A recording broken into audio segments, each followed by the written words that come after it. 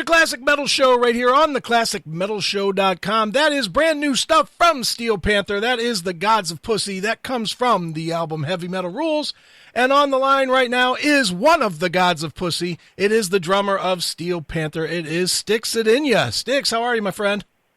I am excellent, Chris. How are you? I'm great, man. It's always great when new Steel Panther comes along, and I've got to say, man, this is arguably the best record you guys have done. If nothing else, it's the heaviest, which, you know, I guess that was kind of necessary for an album titled Heavy Metal Rules, no? Dude, you just fucking made my day. I swear to God. I've said this in a couple recent interviews, and I will say it again, and I've never said it about another record that we've done. This is my favorite record that we've ever put out, or we will have ever put out.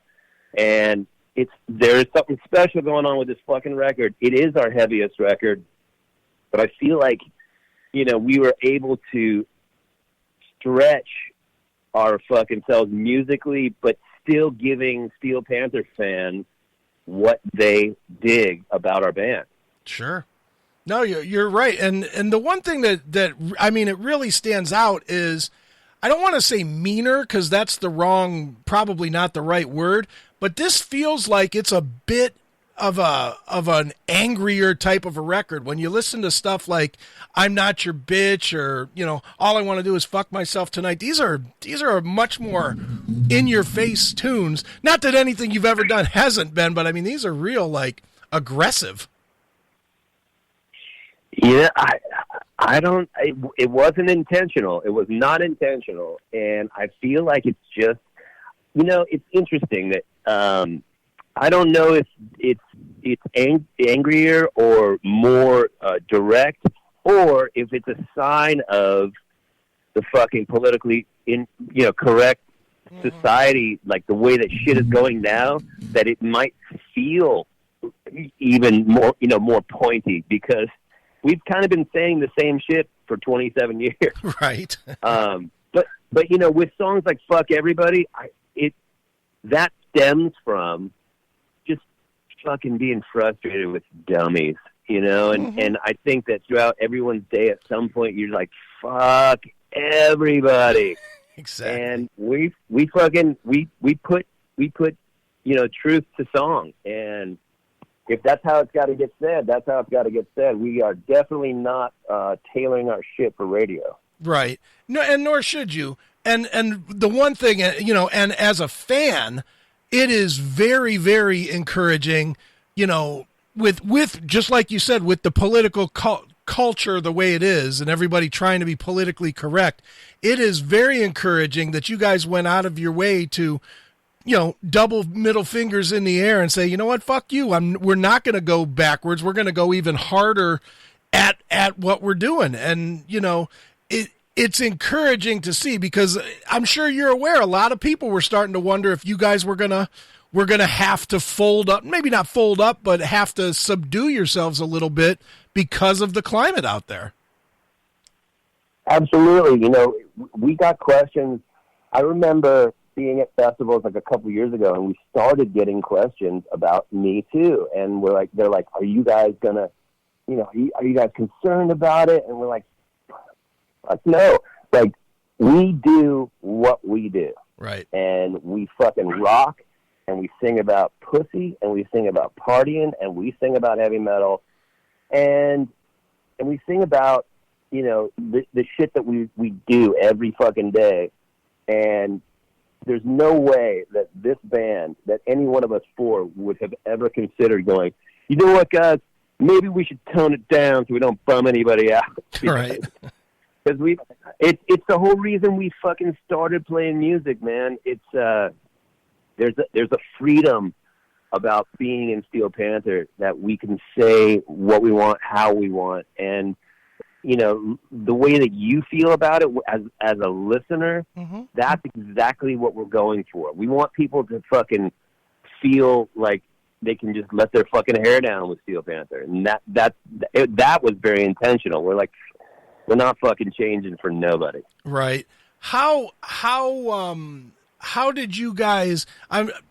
Obviously I saw what was in print, but certainly there was all that flack about Satchel with the Pussy Melter guitar pedal. And that was right when Me Too was, probably at its peak. It seems like it's dying a little bit now, but that was right at the top of it. I'm curious, behind the scenes, I mean, did you guys have discussions about, oh my God, what is this coming to, or was it just, you know what, we're going to go at this twice as hard because fuck them? It was there were a lot of conversations about like, I can't believe this is a real thing happening. Right. And, it was never a question of whether or not we should continue down that road. And I think how we handled it, I'm proud of how we handled it. We didn't go after anyone. We didn't say, fuck you. But we didn't go after the people who kind of came after us. But what we did was look, I get it. If you don't like something, that's totally fucking cool. Right. If you don't love Steel Panther or you hate us, it doesn't matter. And everyone's entitled to however the fuck they feel. But the problem was when people start going, I don't like that, so I'm going to try to make sure nobody else has access to it. Mm-hmm. That's where we fucking stood our ground. We said, fuck that. Right. And that's what we were kind of railing against. It was that somebody was offended.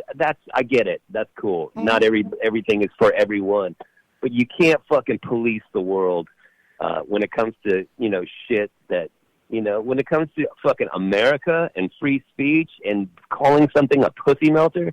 When you have fucking porn out there, people fucking on YouTube, on the tube sites, which don't get me wrong, I fucking love it. But like, if you're offended by that, then just don't fucking watch it. But you can't try to shut it down so other people can't enjoy it. And that's what we were like, fuck you. No, you ain't gonna tell. You're not the boss of us. Right. Exactly. Why do you think people think that? Why do you think people think that their opinion is so goddamn important? Their fucking stupid ego. I think that people think that they're special and they can suck my dick. Fair enough, man. Seriously, here's a fucking message for everybody. You don't matter enough to fucking tell the world what they should and shouldn't do. We can all fucking figure it out. We're all the same. We can all fucking figure it out for ourselves. And we can all agree on some certain shit that's not acceptable. And, there is some shit that crosses the line. Mm-hmm.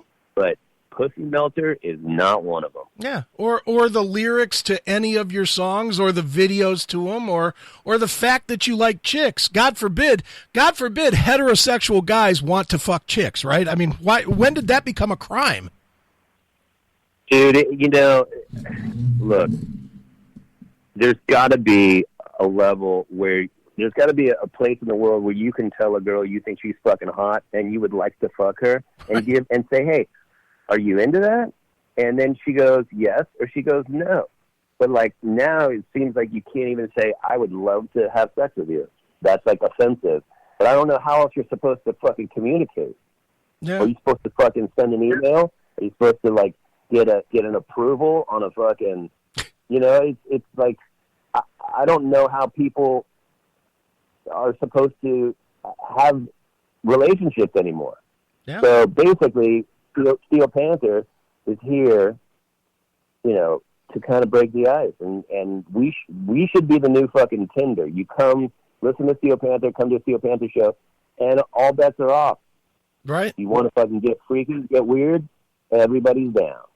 Oh, I'm sure. Dude, I'm curious, just because you guys have been, you've been around long enough now for this to be, how many people have come up with their kid from meeting their partner at a Steel Panther show? I have to imagine that that's going on now. Oh, dude, we have had, I can't even tell you how many people are like, oh, we met at your show, we're married, or we met at your show, we're having a baby. This is not a bullshit story I'm about to tell you. All right. We headlined Wembley Arena for our second time. Okay. During the show, we found out after the show, a chick had her baby at our show. We induced a birth at our show at Wembley. When we found that out, I was like, that's fucking awesome. I mean, it sucked for the dude because I don't think he knew she was pregnant. It was one of those situations. Oh, jeez. But yeah, she had a baby at our fucking show with the medics. Wow. What was the baby named Stix or Lexi or Michael or what? I hope it was fucking named Stix because that would be bitching. I don't look. Hopefully, it's not my baby. Exactly, man. Well, Stix, one of the things that as a fan of what you do that is extremely frustrating outside of the whole political thing is when you get people that are industry bound that say things like they don't get you or they don't get your gimmick, I'll admit I'm specifically talking about Eddie Trunk, which you don't have to comment on him specifically, but is that frustrating to you that there are people out there that claim to be a product of the 80s that would pretend like this kind of thing which you guys exemplify or that you guys are doing is not the product of exactly what that whole 10-year period was? It's funny. Like I said before, if you don't like us, that's fucking fine by me. Right. Like I don't mind when guys from the 80s or who supposedly loved 80s music go, oh, Steel Panther's a gimmick and they're a parody band. And you know what, man? You can say what the fuck you want, but when people are listening to our songs, our original music, and fucking rocking and smiling and banging their head and digging it and putting it on at parties and coming to shows and fucking having a great time, that's the only validation I fucking need is people fucking digging it because you have these guys who pontificate and who fucking claim to be quote-unquote experts, and they love Kiss because when they were 12, they loved Kiss, and they love Kiss now, and Kiss is a great band. Sure. And then they go, oh, but Steel Panther, I'm not going to, I can't comment on how, silly I think that rationale is. Right. But love us or hate us, we ain't going fucking anywhere, and we're gonna keep putting records out, and we're gonna keep fucking your mom. Right, definitely. Well, dude, you guys certainly looked like you were having a lot of fun with the video for Always Gonna Be a Hoe. Talk a little bit about that video shoot because that looked like a lot of fun.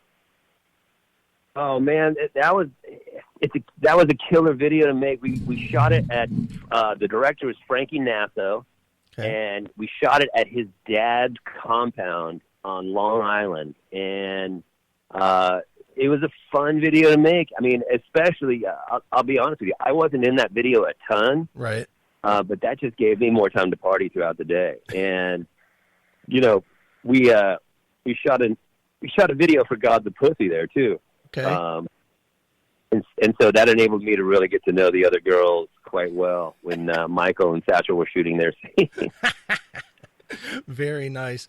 Well, Stix, what do you think about this new group of bands? It almost seems like there's a movement to the 80s styles, really coming back. Bands like Crazy Licks or Crash Diet. Not that either of these are new bands, but they're starting to get attention too. Are you for that? And do you think that you guys are a part of the reason for that? I am for that. 1,000% I'm for that. And I do feel like we're part of the reason. We started doing regular weekly shows in 1996. Okay.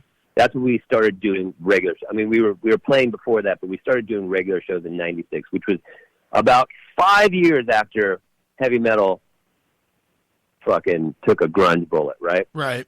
And so that was very, very soon, relatively speaking, it was real soon after heavy metal had kind of gone, and it was not in vogue. It was not in fashion.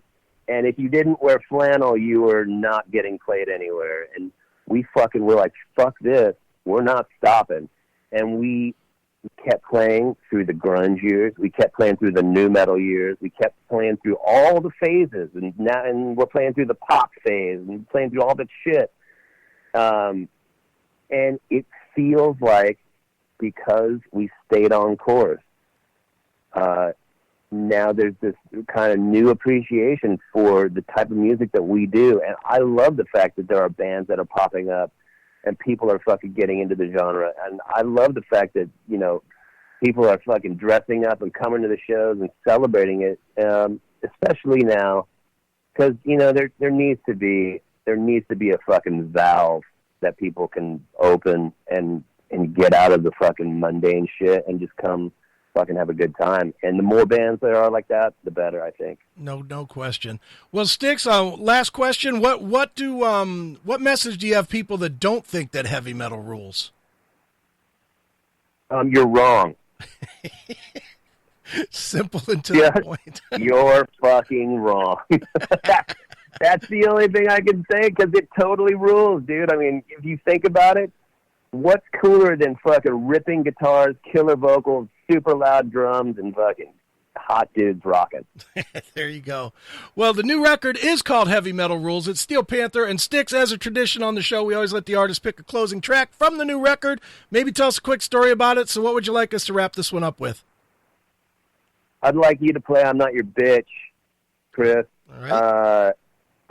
When you play this, I want everyone to turn it up really loud, because it's one of the heaviest riffs we've ever put down on record. And I dare you to put it on and not fucking bang your head. There you go. Well, there's your challenge, people. So let's check it out now. It's I'm Not Your Bitch. It's Steel Panther right here on your Classic Metal Show.